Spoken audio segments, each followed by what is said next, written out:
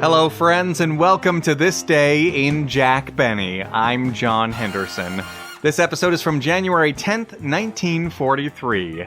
The Jack Benny Show is on the road this season. Now they're broadcasting from New York with guest conductor Benny Goodman. Some other popular tunes at the time included Beat Me Daddy 8 to the Bar. When he plays with the bass and guitar, they holler, oh, beat me Daddy 8 to the bar.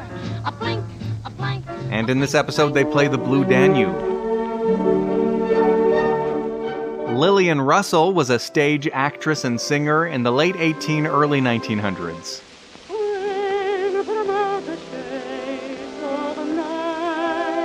Here in 1943, America was at war, and the government imposed what they called a victory tax.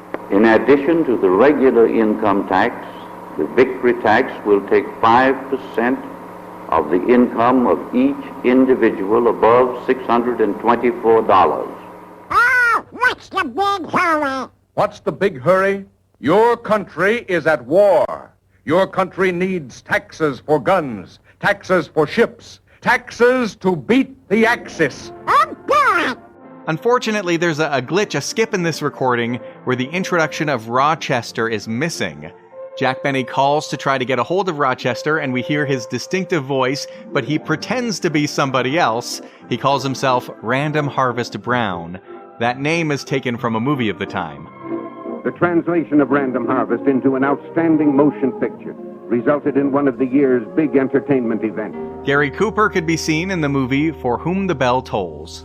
In our country, General, they say, never blow a bridge till you come to it. And comedian Bob Hope could be seen in the movie Star Spangled Rhythm. Howdy do, fellas. This is Bob Paramount Hope telling you sailors to use a certain toothpaste and you'll always have the right kind of film in your teeth. Now I want to introduce 3 young gals from the Paramount lot. You ought to know them pretty well because 2 of them have been in pictures with me. The other one has a smart agent. Jack Benny was set to be the guest on Fred Allen's radio show this same day. It's about time. I'll tune up with you. Before you start, Mr. Benny, what is your number? Ladies and gentlemen, my first violin selection will be the... hold it, Mr. Benny. I'm sorry I'm so late, sir. But better late than what we almost got into, Mr. Piastro is ready for his solo, Mr. Allen. I'm going to play the third movement of Together by Pablo de Salazar. That's the same number I was going to. Also on the radio, you could hear game shows like Take It or Leave It. Yes, Take It or Leave It, presented by the makers of Eversharp Skyline pens, the most exciting game you ever played. Just take it easy, my friend. Now you have $16. What'll we do? Would you like to take it or try for 32? One more time. One more Just time? What do you think he ought to do, folks? Did you notice the audience yelling out? You'll be sorry had become a kind of catchphrase from Take It or Leave It. You'll be sorry! Even Jack Benny appeared on Take It or Leave It back in November, pretending to be a regular contestant. All right, I'll take a chance. For $64. I'll take a chance for 64. Remember, I wanted to quit, of course, at 32, but Well, you do want to try for 64. I'll try. All right. Here's the $64 question. Over a period of 75 years, at least 100 great musical composers have attempted to write an ending for Schubert's immortal composition, his Unfinished Symphony. Can you name at least 37 of these composers?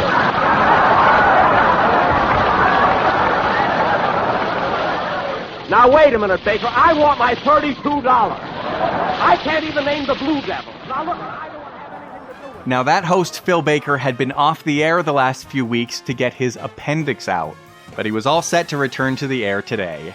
If you'd like to contact me, you can email jackbennypodcast@gmail.com, or on Twitter, it's @thisdaybenny. And enjoy the show. The Grape Nuts Flakes program, coming to you from New York City, where we are playing to an audience of men on leave from the armed services and starring Jack Benny, with Mary Livingston, Dennis Day, Rochester, yours truly, Don Wilson, and our guest conductor, Benny Goodman.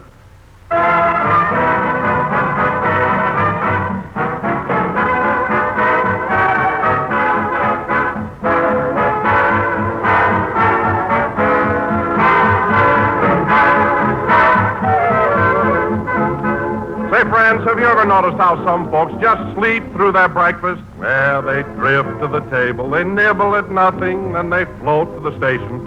And then all of a sudden, about halfway to lunch, they're wide awake with that hungry all gone sensation. Well, here's what to do about that situation. You just bring on a breakfast that stars malty, rich, toasty, brown grape nuts flakes.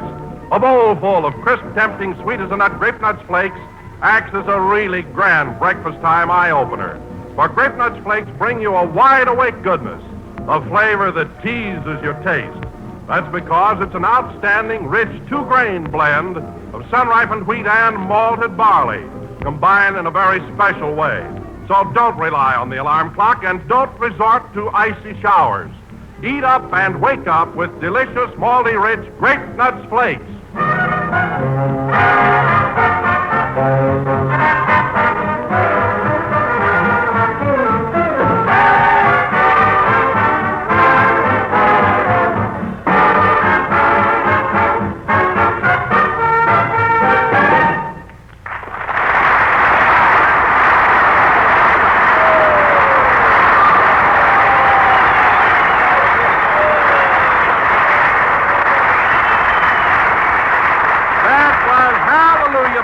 Orchestra. Now, ladies and gentlemen, it gives me great pleasure and honor to introduce the Bob Hope of the Grape Nuts Flakes program, Jack Benny.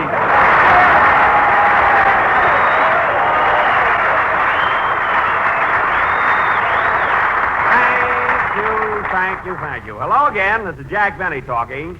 And Don, what do you mean the Bob Hope of the Grape Nuts Flakes program? I don't get it. Well, after all, Jack, there are a lot of similarities between you and Bob Hope, aren't there, Mary? Of course there are. Oh, yeah? Name one. Well, for one thing, he's on the radio and you're on the radio. True. And he's a comedian and you're a comedian. Yes. And Hope started in vaudeville and you started in vaudeville. That's right. And Hope makes pictures at Paramount and Paramount kicked you out. True. Now, wait a minute. I wasn't thrown out of Paramount. Then why did you leave? I asked them to put a shower in my dressing room. They punched holes in the roof. It didn't rain for 40 days, so I quit. Anyway, I made some swell pictures at Paramount, especially my last one, For Whom the Bell Tolls. Oh, now, hold on, Jack. Gary Cooper plays the lead in For Whom the Bell Tolls. Well, he might play the lead, but that bell doesn't ring by itself, brother.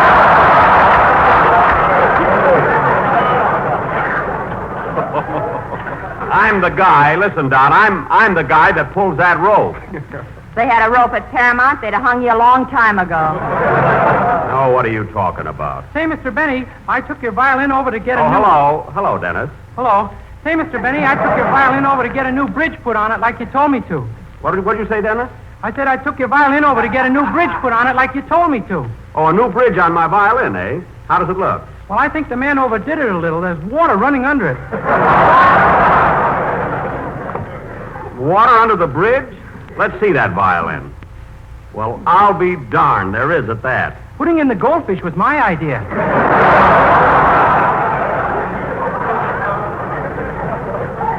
Well, that's a fine fix you put me in. Now I'll have to use another fiddle for my performance tonight.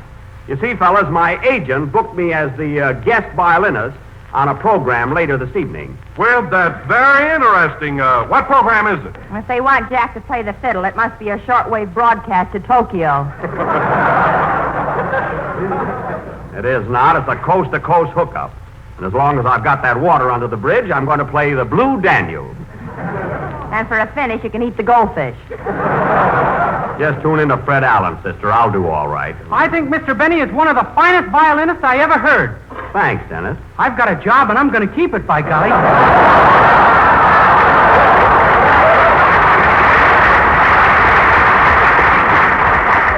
All right, kid. You gave me a beautiful compliment. Don't spoil it.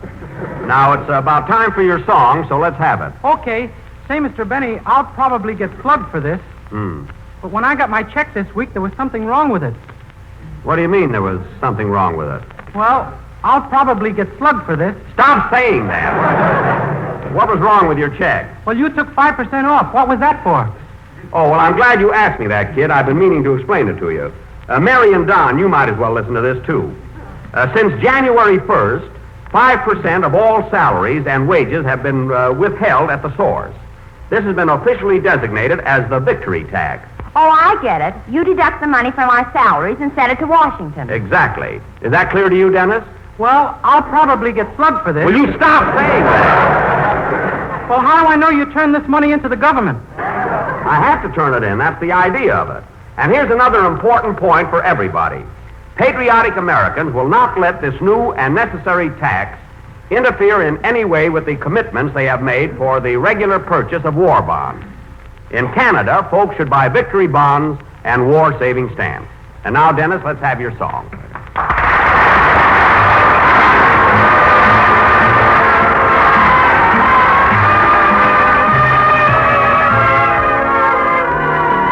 Just stand there a moment, darling. You're lovely tonight. For moonlight becomes you. It goes with your hair. You certainly know the right thing to wear.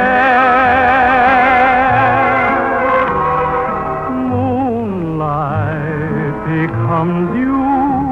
I'm thrilled at the sight, and I could get so romantic tonight. You're all dressed up to go dreaming. Now don't tell me I'm wrong. And what a night to go dreaming. Mind if I tag along? If I say I love you, I want you to know it's not just because there's moonlight, although moonlight becomes you so. Yes, you're all dressed up to go dreaming. Now don't tell me I'm wrong. And what a night to go dreaming. Mind if I tag along? If I say I love you, I want you to know it's not just because there's moonlight, although moonlight becomes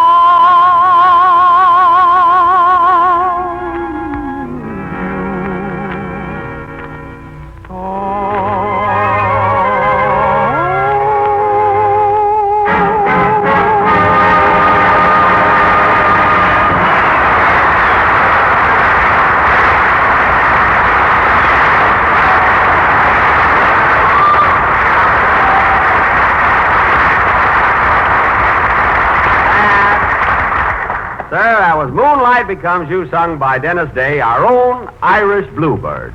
And very good, Dennis. Irish Bluebird? Green is the color for the Irish, Mr. Benny. I know. You know now. I always did know.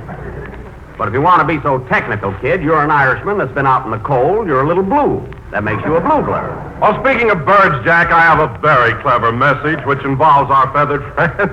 Would you like to hear it? Why? Why, surely, Don. Surely. Go ahead. Now, see how many different birds you can pick out. Different birds? Okay. Ladies and gentlemen, you can always sparrow enough money for grape nuts flakes, as they are very pheasant and easy to swallow. Well, there's sparrow, pheasant, and swallow. Go ahead. Whether you're a boy or a gull, you will eagerly await grape nuts flakes each morning. Well, there's gull and eagle. Peacock they contain. Peacock!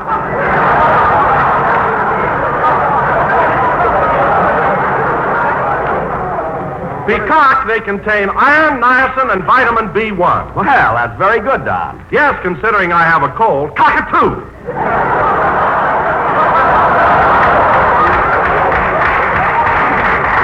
Bless you. And Don, that was swell. I thrush. Everybody enjoyed it.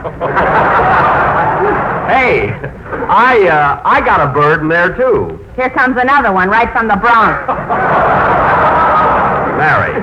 And now, fellas, if you'll excuse me, I think I'll let you handle the rest of the program. I want to drop over and see Phil Baker at the hospital. Phil Baker? Oh, yes, I missed him on his program. What's he in the hospital for? Well, Phil went to the doctor to have his appendix examined. That's right. So he asked the doctor to take it or leave it, and he took it. Well, I don't know if that's exactly the way it happened, but he had his appendix out, and he's a pretty sick guy. Well, if he's so sick, this is no time to try and collect that $64 you didn't win when you were on his program. Listen, Mary, technically, I did win. He didn't pay me, that's all. Well, I'll probably get slugged for this. There he goes again. Well, I'll probably get slugged for this, but I don't understand what you're talking about. Look, kid, a few weeks ago, Phil Baker beat me out of $64. That I have to see. Well, he did. Now, wait a minute, Jack. I heard the program you were on, and when Phil asked you the $64 question, you gave the wrong answer. I gave the right answer. Phil asked me if I could name 37 composers who tried to finish Schubert's Unfinished Symphony, and I said no, I couldn't. That's the right answer.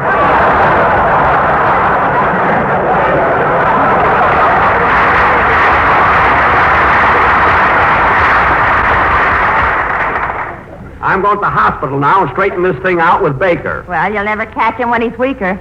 That's a point in my favor. Can I come along with you, Mr. Benny? What do you want to go to the hospital for? Well, maybe Mr. Baker has a beautiful nurse, and I'll fall madly in love with her and ask her to marry me, and she'll turn me down, and I'll commit suicide. What an imagination.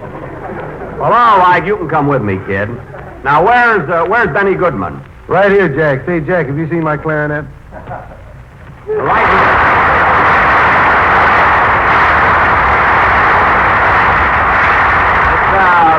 It's right there behind your ear. He wears it like a pencil, folks. Benny, have you got a nice hot tune prepared for us?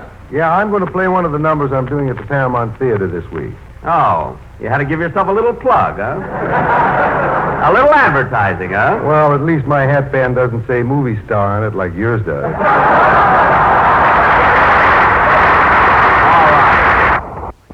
The name is Brown. Randall. Very nice of you to call because I haven't seen Rochester in nearly a week. Do you happen to know where he is? Who? Rochester. Oh, that friend of mine. Yes. Where's he been? That boy loves you, Mr. Benny. He really does. Uh-huh. Well, he went down to your hotel yesterday morning ready to work. That boy loves you. I know. You said that random.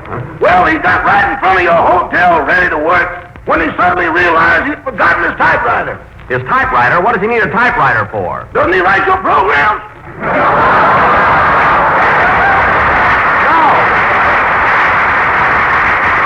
Now, listen, Mr. Brown or Random or Harvest or whatever your name is, tell that boy that loves me to be at my hotel tomorrow morning at 9 o'clock. Okay. Goodbye, Mr. Benny. Goodbye. Imagine making up such a ridiculous name as Random Harvest Brown. Fine chance he had to fool me. Come on, Dennis, let's go. Wait a minute, I'm going with you. All right, come on. Play, Benny.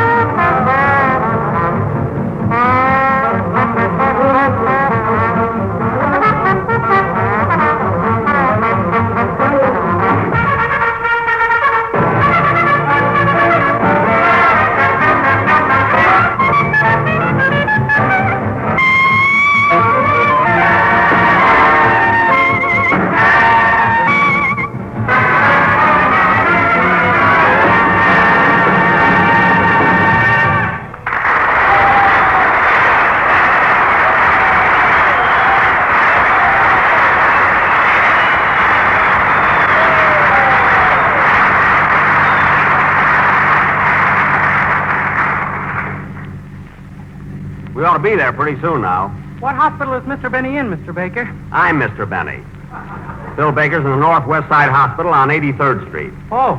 You know, Mary, if I collect that $64, you and I'll go out stepping. I love those nightclubs. You haven't been to a nightclub since the time you drank champagne out of Lillian Russell's slipper. She had a small shoe, but I got loaded. Hey, driver, step on it, will you? Your wish is my command. Well, polite fellow, isn't he? Can't understand why Baker's still in bed. Well, the operation was only 2 weeks ago. Look, when I had my tonsils taken out, I went home the next day. You never left the house. Rochester took him out with a can opener. He used regular instruments. Gee whiz, Mr. Benny, did Rochester really take your tonsils out? There was nothing to it. Snip, snip. Driver, a little faster, please. We want to get there. It is yours to request, mine to obey. Well, thanks. My, isn't he formal? Say, Jack, can't we stop at this little restaurant up here and get something to eat? I'm starving. Me too. We can eat at the hospital. Baker's room will be full of fruit and candy and nuts and everything. Hey, driver, that's the hospital right ahead, isn't it? It is mine to drive, yours to point out. Oh, stop. This is it, all right. Well, here we are. How much do I owe you, driver? That'll be 65 cents, or $1, including tip. Wait a minute. What makes you think I'm going to give you a 35-cent tip? It is mine to dream, yours to disillusion.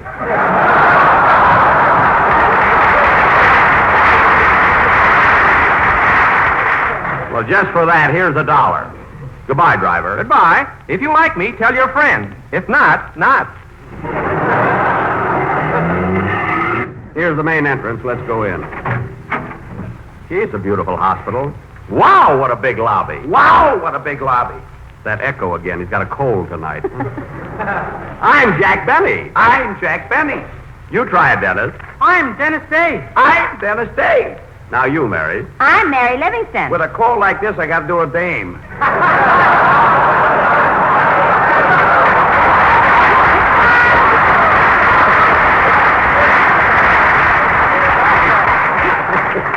Fine echo.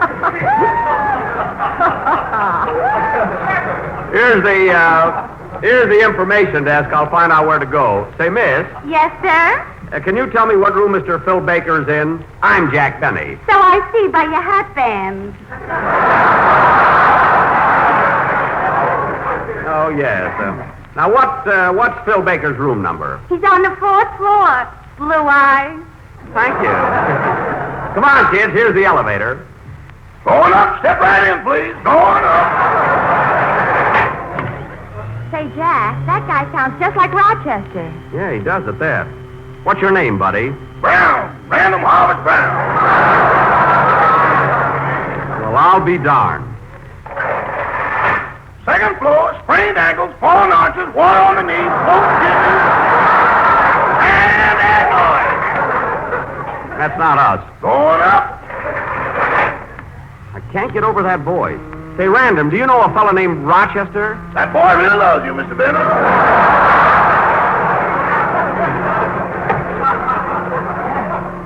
He knows me.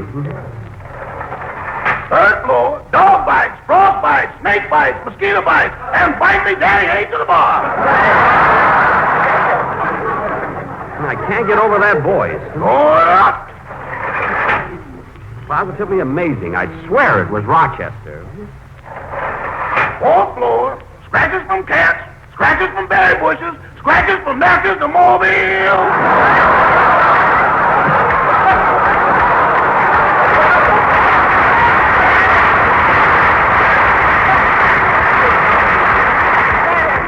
And appendix. That's us. Thanks, operator. Oh, I don't operate. I just run the elevator.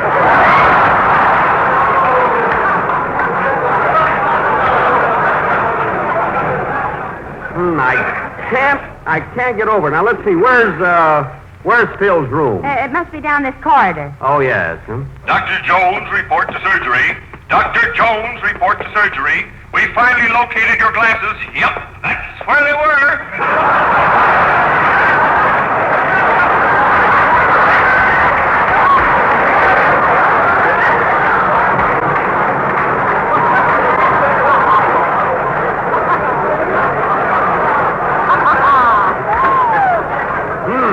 be very careless, huh? Hey, Mr. Benny, look at that guy running down the hall. Yeah, gee, he looks happy. Yippee! Hooray! Oh, mister, have a cigar. A cigar? Oh, did your wife have a baby? No, I'm Dr. Jones. They just found my glasses. I know, I heard about it. I guess this is Phil Baker's room here with the star on the door. Boy, is he hammy. Now, Jack, for heaven's sake, don't mention the $64 right away. Don't worry, I know how to handle it. Well, hello, Phil. How are you? Hello, Phil. Hi, Mr. Baker. Hello, kids. Glad you dropped in.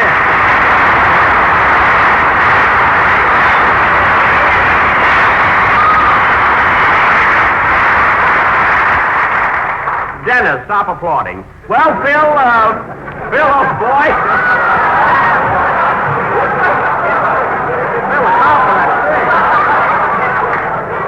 Well, Phil, old boy, you're looking great.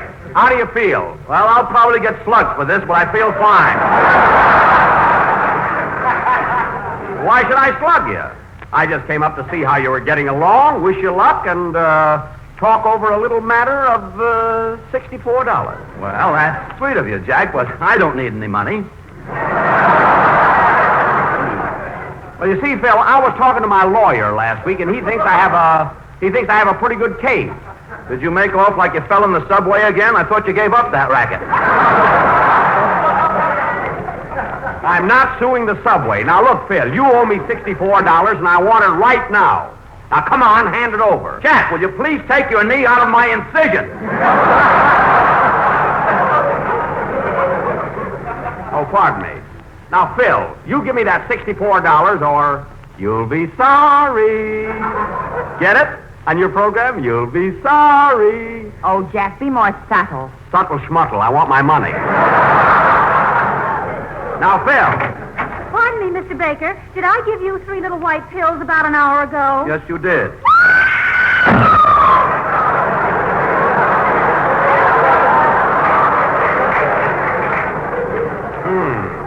Who's that? That's Miss Stewart, my nurse. She's awfully absent-minded. Yeah, she seems to be, huh?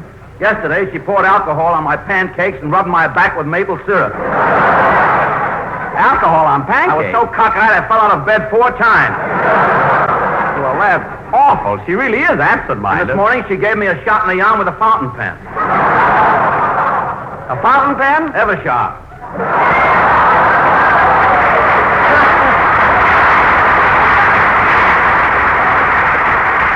That he remembered. Now listen, Phil, speaking of $64. Who's speaking of $64? Look, Phil, I know you're a sick man and all that, but technically I won $64 when I was on your program. Now the least you can do is give me another chance and another question. Okay, answer this one for $64. Shoot. Who's the cheapest guy in the world? I am. Now give me that $64.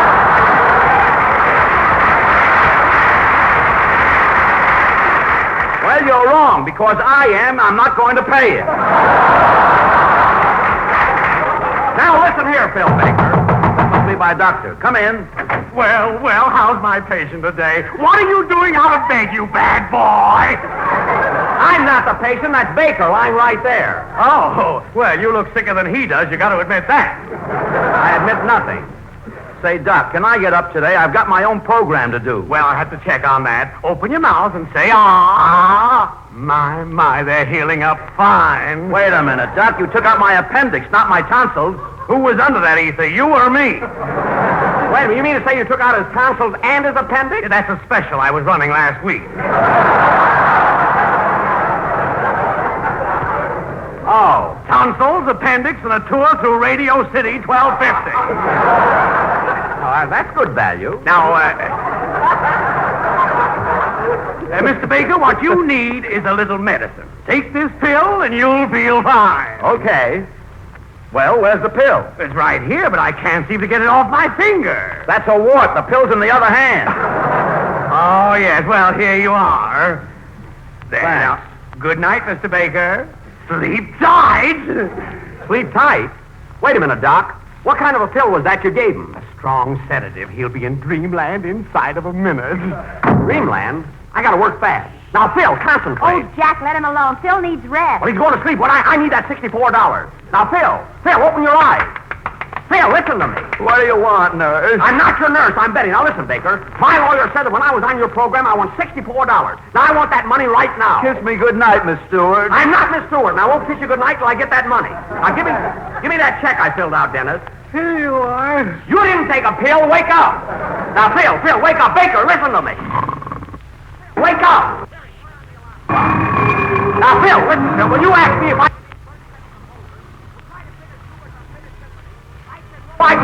And according to my lawyer, that was the right answer. Now,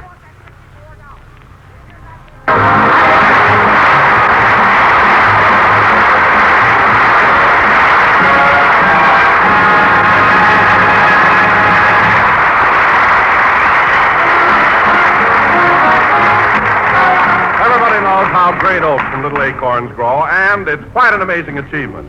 But I know of a record of growth that's every bit as amazing. It's the record of delicious Grape Nuts Flakes. During the past 3 years, the increase in your purchases of Grape Nuts Flakes, and there's a reason. In fact, 2 big reasons.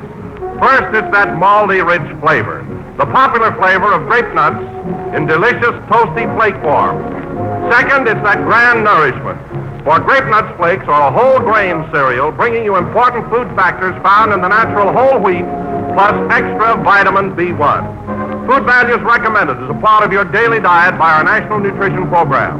So join the swing to better breakfast. Serve delicious, nutritious Grape Nuts Flakes, America's fastest-growing breakfast cereal.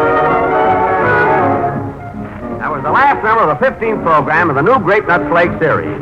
And we'll be with you again next Sunday night at the same time. And I'm very happy to announce that Phil Baker is feeling much better and will return to his own program this evening. Here's one for your memory books, friends. Note this name, Hot Grape Nuts Wheat Meal. Hot cereal member of the popular Grape Nuts family. Extra delicious, extra nutritious. It cooks extra fast. You'll smack your lips over its roasted wheat goodness. You'll relish that glorious full-bodied texture. Chock full of important whole grain food values, stepped up with added vitamin B. You got that name? Hot Grape Nuts Wheat Meal. This program came to you from New York. This is the National Broadcasting Company.